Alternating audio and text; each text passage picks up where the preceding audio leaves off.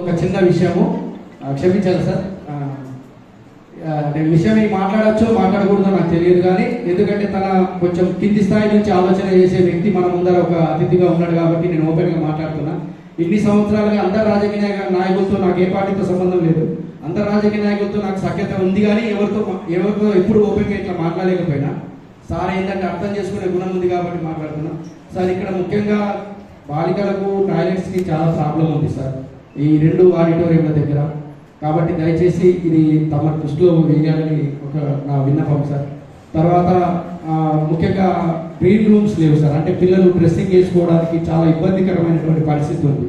ఒక రూమ్ ఏదైనా ఒక రూమ్ కట్టించి కొంచెం వాష్రూమ్లు కట్టించే రకంగా మీరు పిల్లలకి ఏర్పాటు చేస్తారని నేను విజ్ఞప్తి చేస్తున్నాను సార్. Thank you.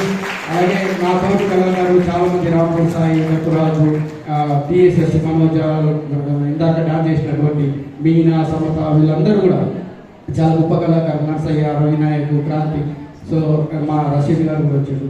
సో వాళ్ళందరూ కూడా కళాకారులు అందరూ కూడా మరొకసారి గట్టిగా చప్పట్లు కొట్టాలి. కళలు వర్ధిల్లాలంటే మీలాంటి వాళ్ళ ఆశీర్వాదం ఉండాలని మరొకసారి విజ్ఞప్తి చేస్తున్నాను సార్. మన తప్పుగా మాట్లాడితే క్షమించాల్సిందిగా మనం థ్యాంక్ యూ సార్.